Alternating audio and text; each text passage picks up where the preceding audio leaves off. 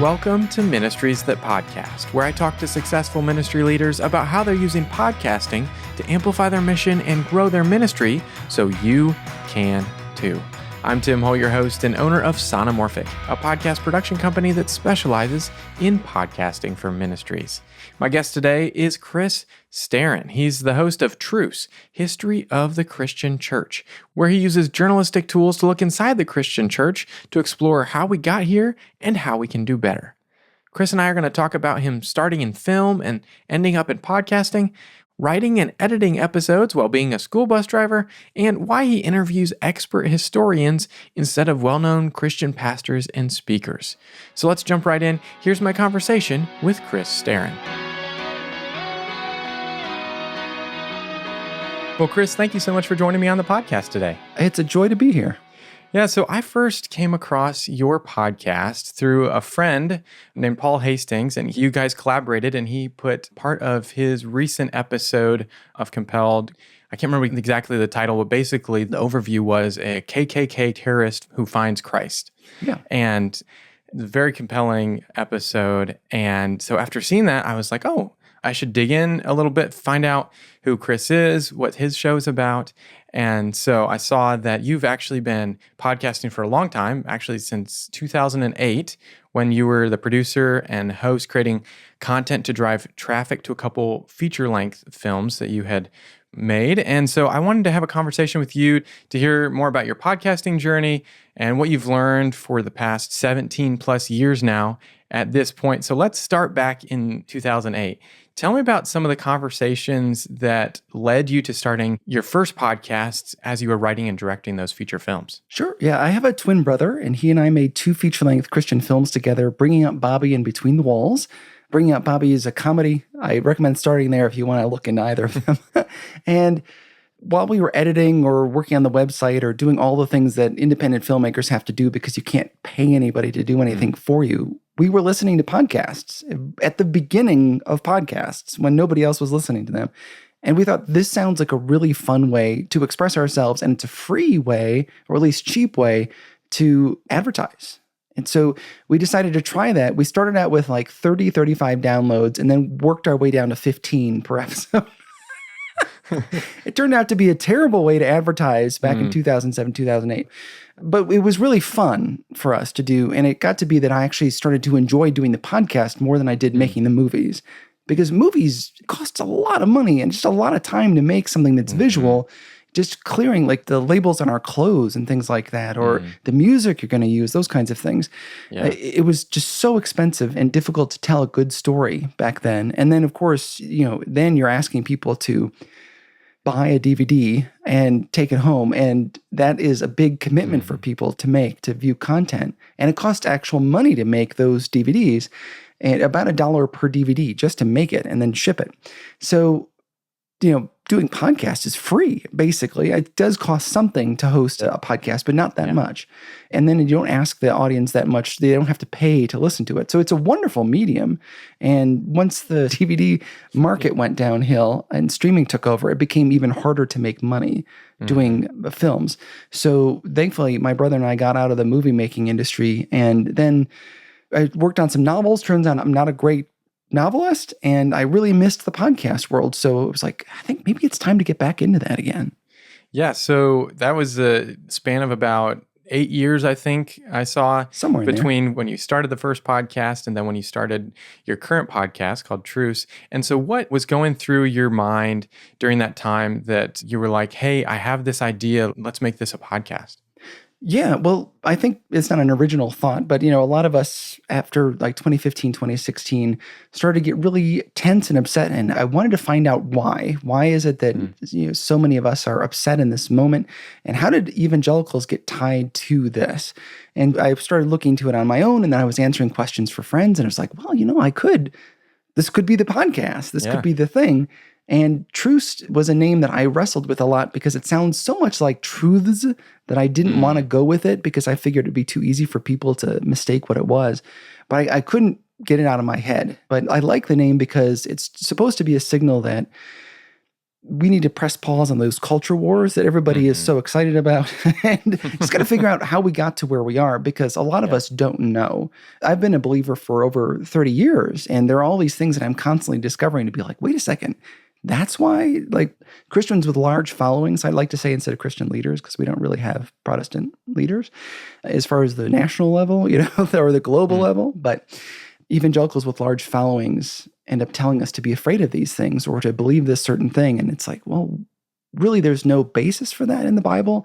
And so I'm trying to figure out, how did we get to that point? And that requires pressing pause on these big emotions and culture wars that we're wrestling with and being like, how did we actually get to where we are? Gotcha. Yeah. And so the full title for your podcast, you took Truce and then you added some to it to give it a little bit more context. It's History of the Christian Church. So I'm guessing you added that, but you tell me, you added that to help give the concept of, as people are looking at it, okay, this gives a little bit more information, and then you can dive into the Truce part of that as you get into the episodes. Yeah. It's basically a marketing technique. You try to increase your searchability by adding a few more search terms in there, because Truce doesn't give you a lot of information about what it is. And it does mean, though, that when I put History of the Christian Church, people ask me, like, where's your episode about Martin Luther? I'm like, well, I haven't done one. And it isn't necessarily just about the Christian church. It's also about a lot of the things that are going on in the United States or globally. And so it can be a confusing thing, but it's the best I can come up with for just a few words. Yeah, totally. Yeah, titles can be tricky to try and convey what the show is going to be about, but also be interesting and intriguing. And so I think you did a good job by pairing those two together. And you described Truce as using journalistic tools to look inside the Christian church to explore how we got here and how we can do better. How did you land on that specific topic and then the format? I wrestled with it for a long time. So if you listen to season 1, you can hear me trying to figure out what this is going to be. And it covered a lot of different ground. And I was working on more sort of, at the time, current events that were going on. And so it was just hard for me to keep up, was one of the reasons I switched to history. And for a one-person podcast, to try to speak intelligently about something that's going on right now is very difficult, because the consensus isn't necessarily settled on what's going on in breaking news. And so I didn't want to just be chasing, whatever was hot at the moment, which is, what some podcasts end up doing. I wanted to be able to speak about something that's been settled. And the journalistic tools thing is just more about research and being like, how could I talk about something, looking into it deeply, trying to find original documents as much as possible, trying to hear from the original people as much as possible, and then looking for experts who don't have any kind of axe to grind as much as possible. And that takes extra effort, because there are a lot of, people who are willing to get on a podcast and blab without any actual information or expertise. But I am trying to look for the person who you want to talk to about a certain thing. And it's fun to do that, but it takes a lot of extra work. And then I'm often trying to remove myself from the story as much as possible, which is something, there's been a move in podcasts, especially narrative podcasts, to try to include the host. And it's not a move that I particularly like. I want the content to be the character and not me. And I want it to be the focus.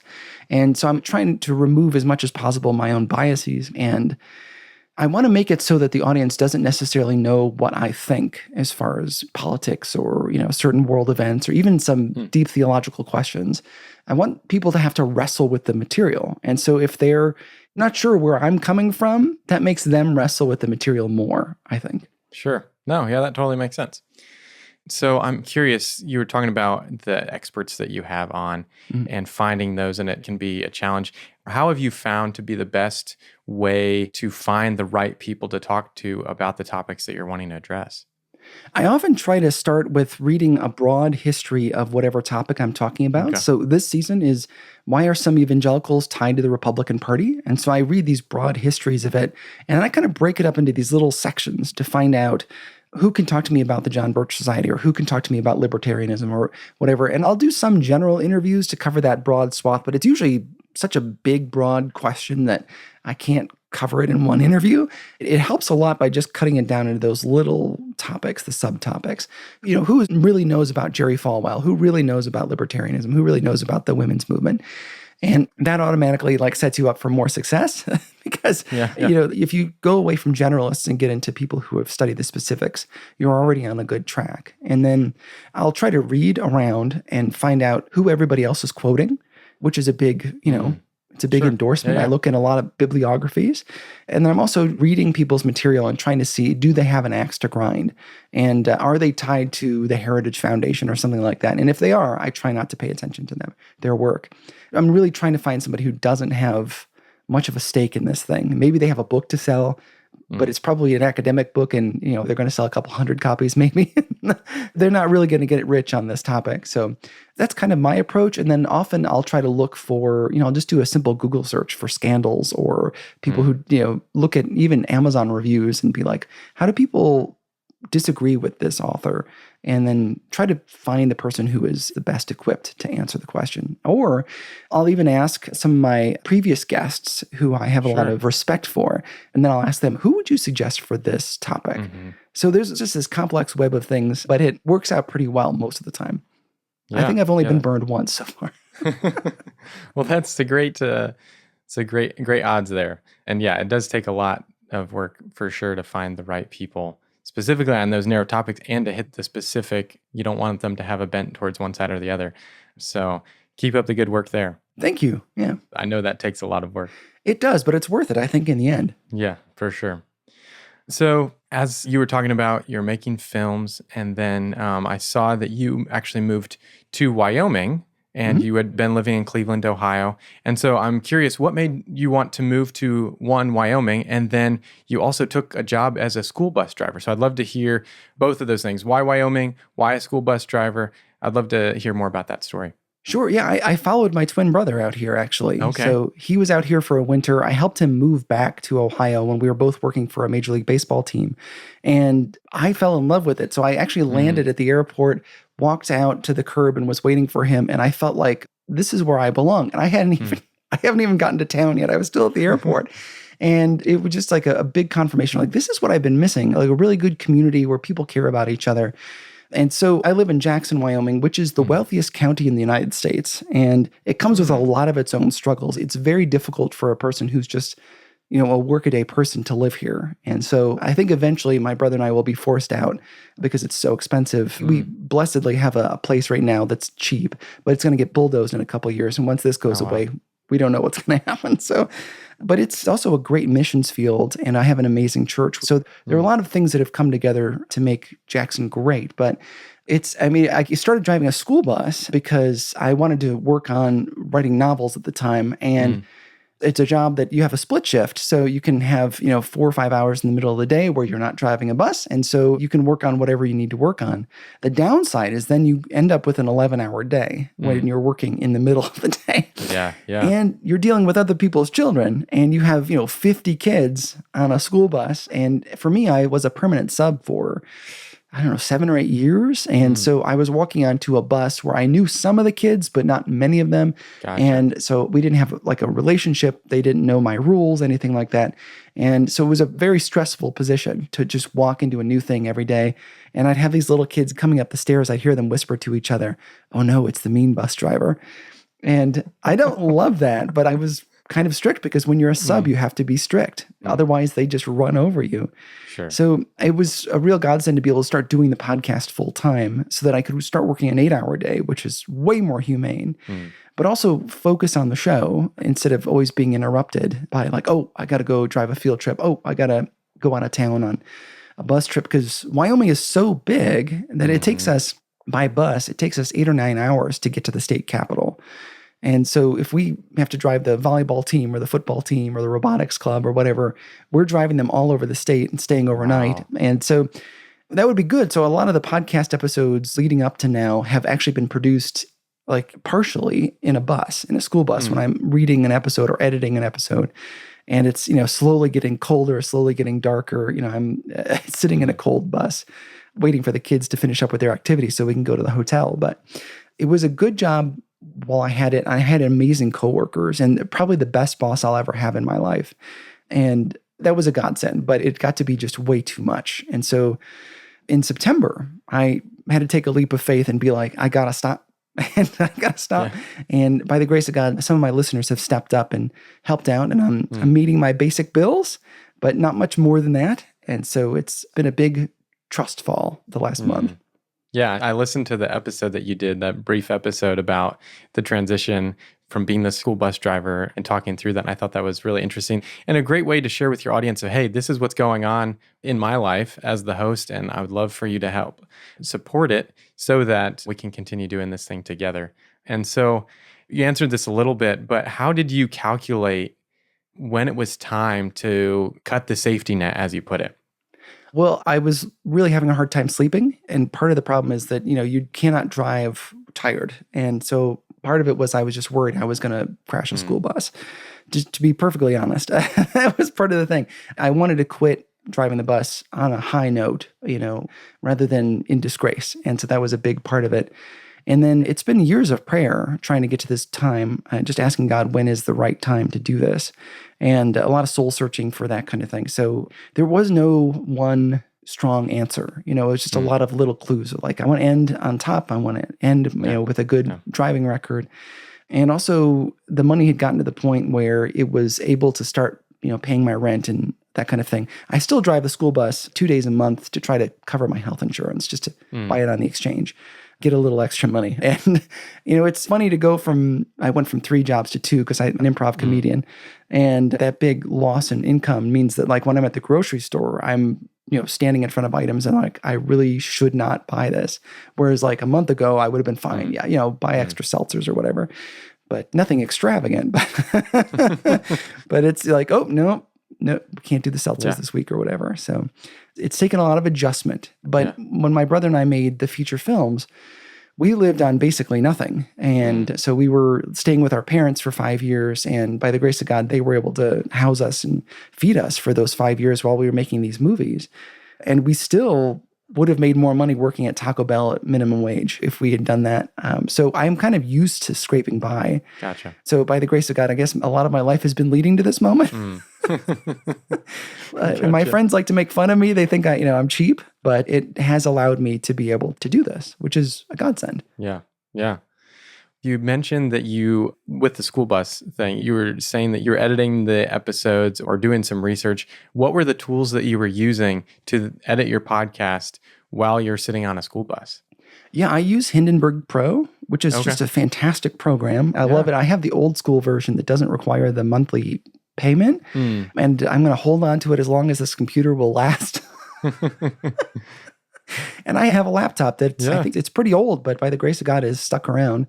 And so I'd just take my laptop and I would put my book bag on my lap, and I would put the laptop on top of the book bag, and I'd edit on the bus. Or else I would take notes on books that I was reading. And then once the computer died, I would switch over to paper and I would, write things out. Or I'd have to go into the school and like plug into some outlet in some school hallway somewhere and just sit there like a weirdo while the kids are, playing volleyball or something. And there's always something to do when you're doing your own podcast. I'm sure you know that. And so you just keep adjusting to be like, oh, okay, the laptop's dead. I'm going to switch and do this thing.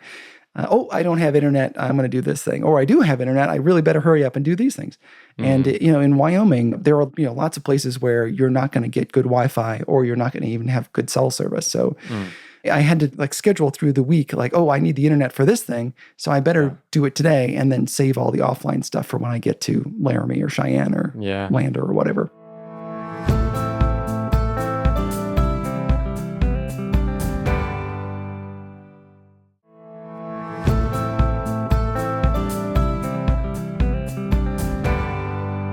As I scrolled back through your podcast feed, I noticed that it's evolved over time. And you mentioned this a little bit, that in the first season, you were trying to figure out exactly what the format was going to be. But at the beginning, it was more so kind of traditional style interviews. And then in later seasons, you're in season 6 now, are very much a narrative format. So tell me about that progression over time. Yeah, I played with the narrative thing in season 1. And so I was going back and forth, and I still do go back and forth and feature interviews every now and then. Yeah. So I did an interview with Mike Cosper from Christianity Today. I wanted to talk to him for 3 years. He's got interesting things to say. But, so I've gone back and forth, but I found that I really like the narrative style a lot more, and it allowed me to get deeper into things and explain things. So interview podcasts are great, But when you're trying to convey a lot of information, sometimes you have to cut away and be able to like, hey, I need to explain what this term means. Or like, we'll actually do an exercise to try to explain what a term means or do a recreation of something. And I think that breaks up the monotony of, if I'm talking, like I have an episode about the gold standard. That's one of my favorite ones. And, there are just so many big terms when you're talking about the gold standard, and people have all these opinions about it. So you really have to go into showing examples. So I had, members of my small group at the time pretend that we owned a taco truck, and we kind of talked about how the gold standard affects the price of goods through this fake taco truck. And so that day I made tacos for the small group, and we walked through all these different steps and things. And it was really fun, and it livens up the episode. So it's not just like my fear is that when people look at the titles of the show, they're going to see like gold standard. Why would I listen to an episode about the gold standard? But my hope is that when you listen to it, you'd be like, oh, the gold standard is fascinating.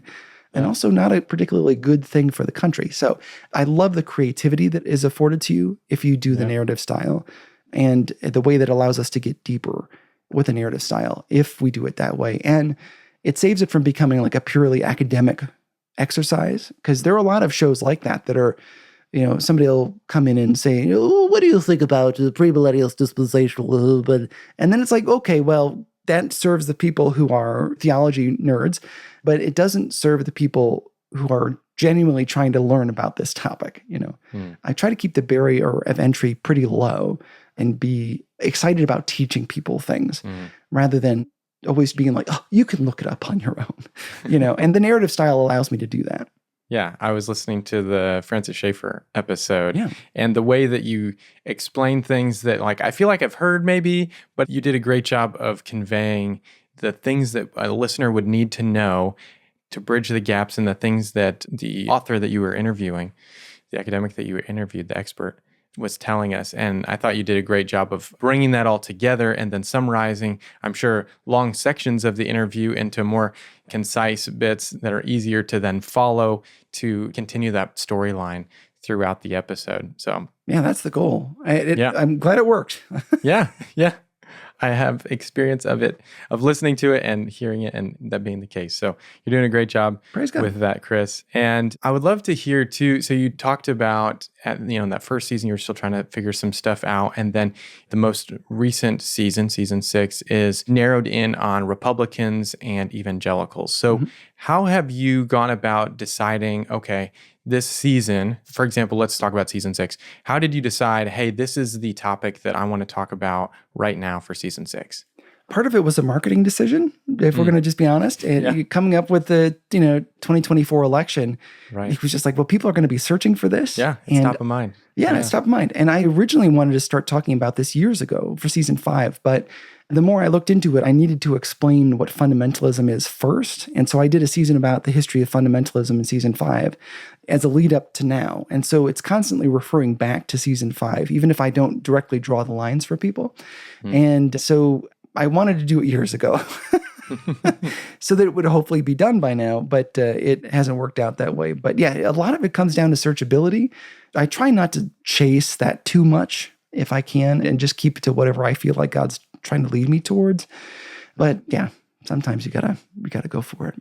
Yeah, and it makes it just timely. It's the timely nature of it. And so when people are thinking about the election and then thinking about these different topics, and questions might come up in their mind. Oh, Chris did an episode on that. I should check that out. Yeah. So that, I think, the timing worked well, even if you did mean to do it years ago. And there are a lot of colorful characters too in this season, which it makes it a lot more attractive. When I started looking into it, I was like, oh wow, I can really have some fun talking about these things.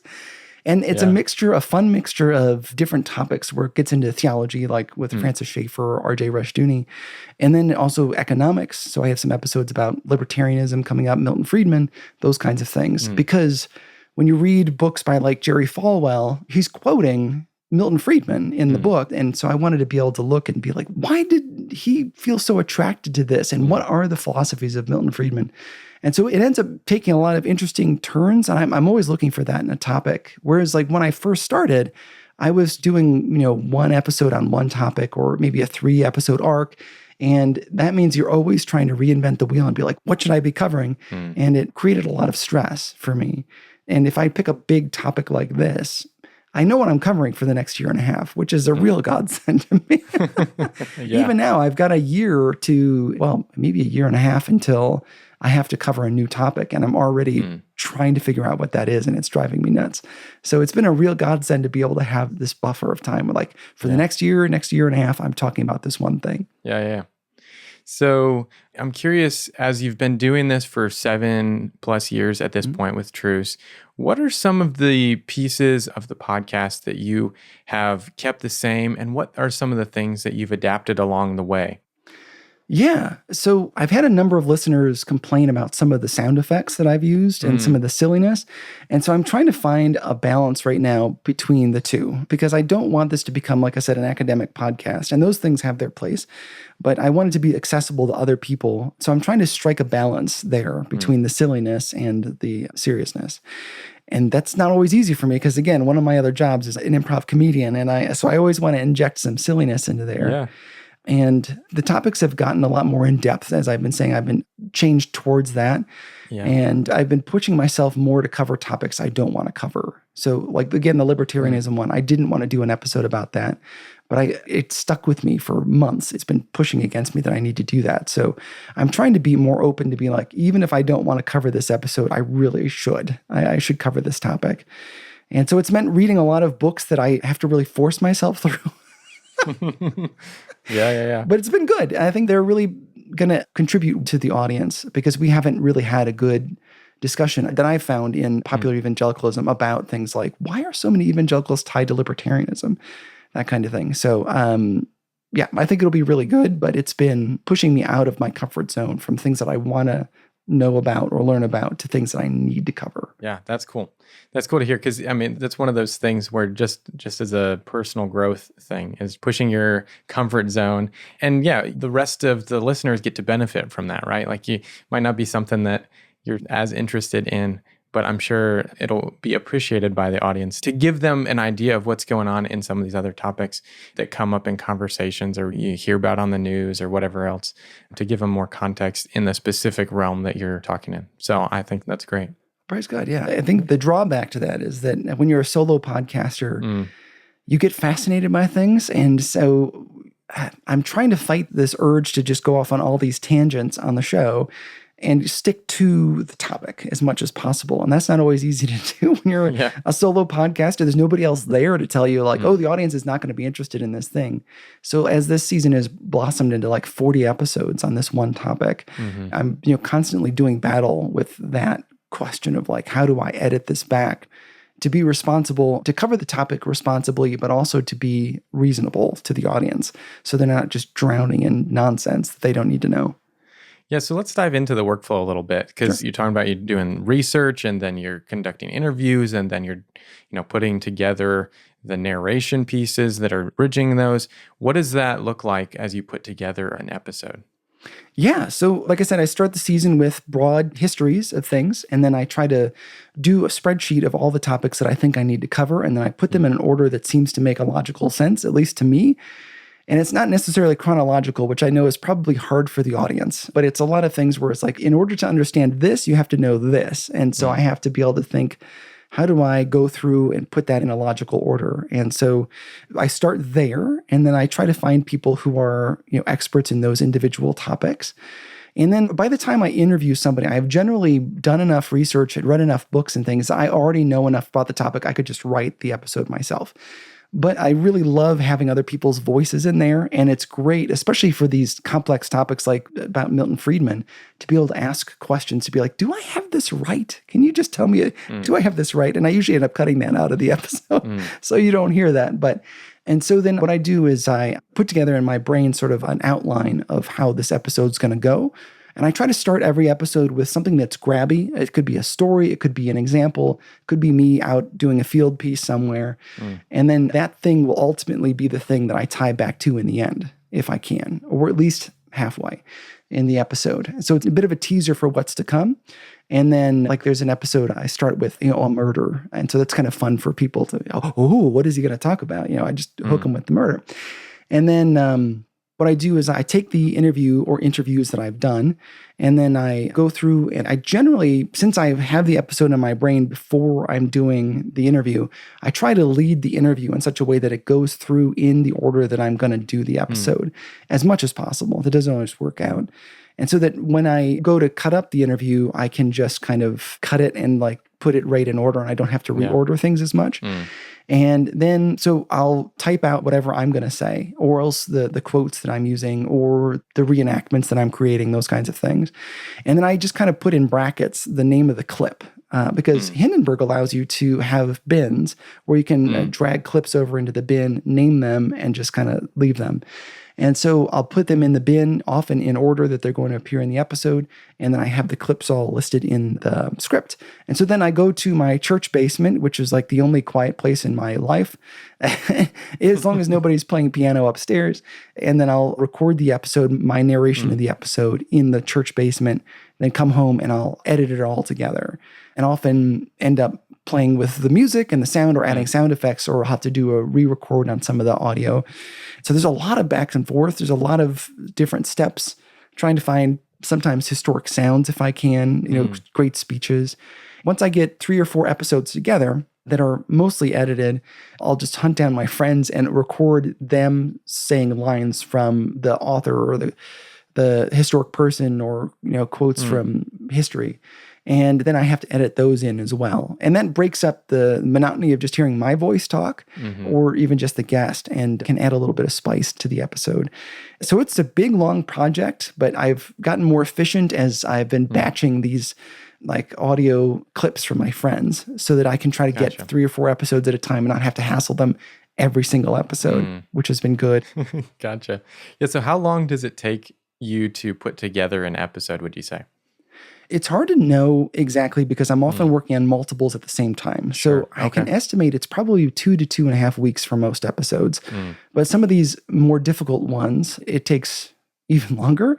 And so I try to, sometimes when you hear an interview on the show, it's me buying time. If it's just a straight interview, I'm buying time to be able to create a more complex episode, or else I'll work over, Christmas breaks. Won't release an episode over Christmas, and then I'll just work the whole time trying to catch up.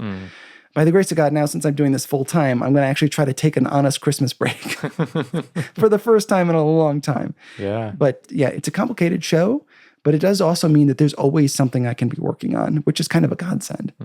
Yeah. So now that you're over 175 episodes into the podcast, what are you looking forward to the most about the coming year for Truce? Yeah. Well, I think mostly I'm looking forward to a healthier work-life balance, which is something I've been talking about on ads and things for the show for a long time with the audience. Having worked in ministries, what we often do is push people to their limits in ministries and then push even further. So burnout is a big deal with ministries. And so one of my main goals is to try to have a more sustainable lifestyle. And that means, an 8-hour workday where I actually take a lunch, which I have not been good at doing this week. I keep saying that, but then I'm going to do it, but I don't do it.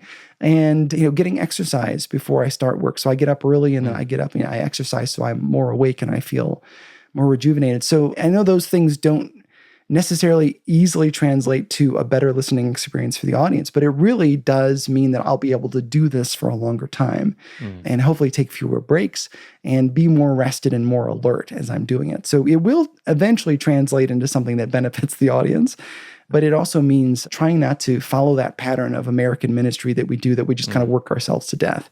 I want to work hard, but I want to work within reason. And so that's something I'm really looking forward to being able to keep implementing into my life, is how do I, as my brother said, if you're going to be your own boss, you have to treat your employee well. So.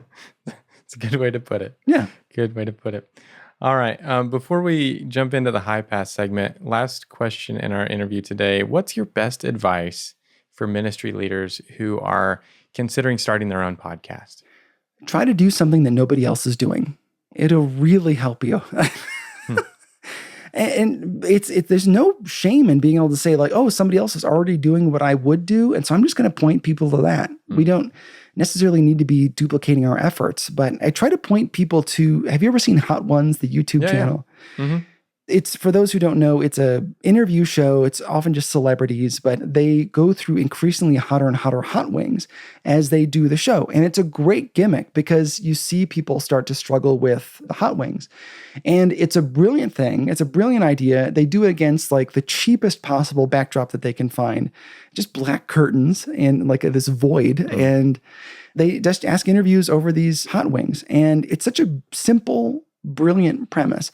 And I know that you probably don't want to do that in your ministry, in your show, but there is going to be something you can do that sets your show apart. And a lot of people, when I tell them that, they end up saying, oh, but our show is going to be intimate. It's going to be like having coffee with your friend. That is almost every podcast. Don't do that. Do something truly different. And so, like with Truce, there are people doing narrative podcasts and things, but there's almost nobody covering the material I'm covering, which is something that is, I hope that doesn't sound like bragging. That's not, but it's a goal of mine. I'm trying to cover things that nobody else is covering because that sets me apart and that makes it easier to market that way because you're the only person doing the thing you're doing. So people are going to seek that out and they're going to be more likely to support it than if you just do what everybody else is doing. So try to set yourself apart from other people and do it in a significant way. Again, not just like, oh, we're going to have intimate conversations and a coffee. No, everybody does that. Try to do something really different. Yeah, that's great advice.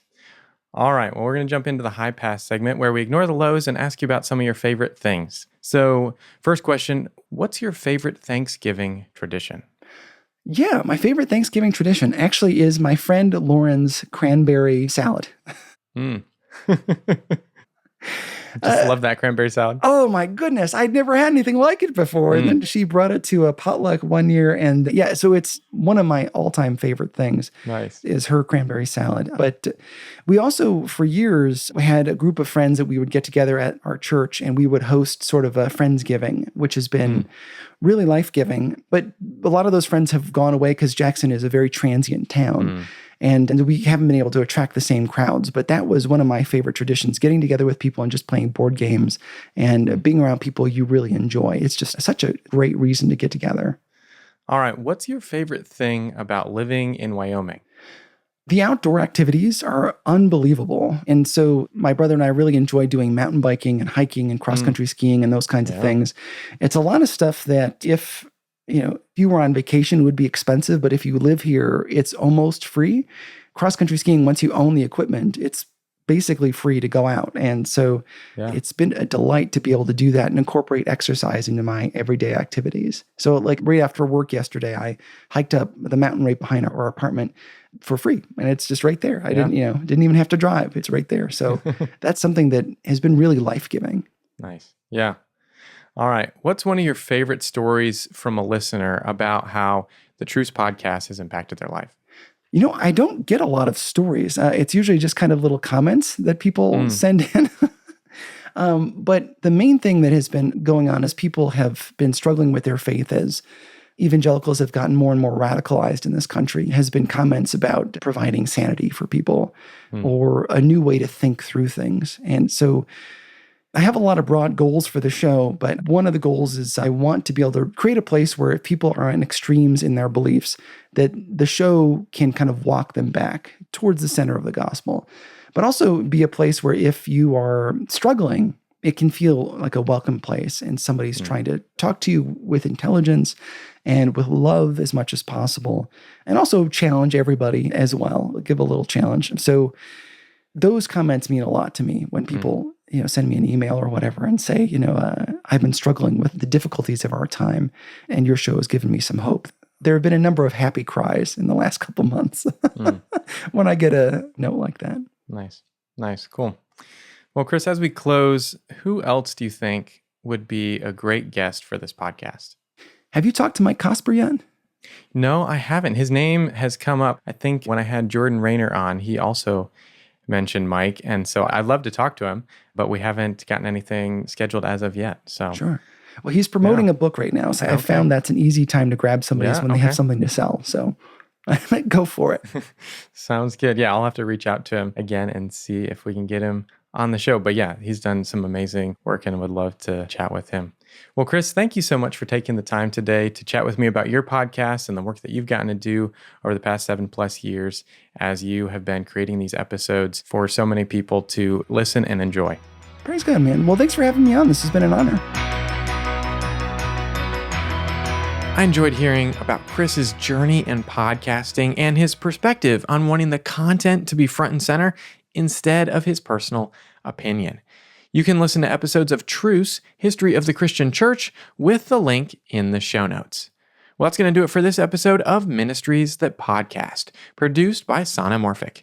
If you enjoyed today's episode, follow or subscribe to the podcast and share it with a friend. That's the best way to get the word out so together we can help more ministries grow and thrive through podcasting. Now come back in 2 weeks to hear my conversation with Dorinda Wilson. She's the host of the Dorinda Wilson Podcast, which is a twice-weekly podcast with over 550 episodes. She loves to share simple, effective approaches to motherhood, homeschooling, and life in general. Dorinda and I are going to talk about how she got started in podcasting after 25 years focused on raising and homeschooling her kids, how she and her son work together to produce the podcast, and how sustainability has been a driving factor for her publish frequency and podcast strategy. Well, until next time, keep encouraging your audience as they follow Jesus.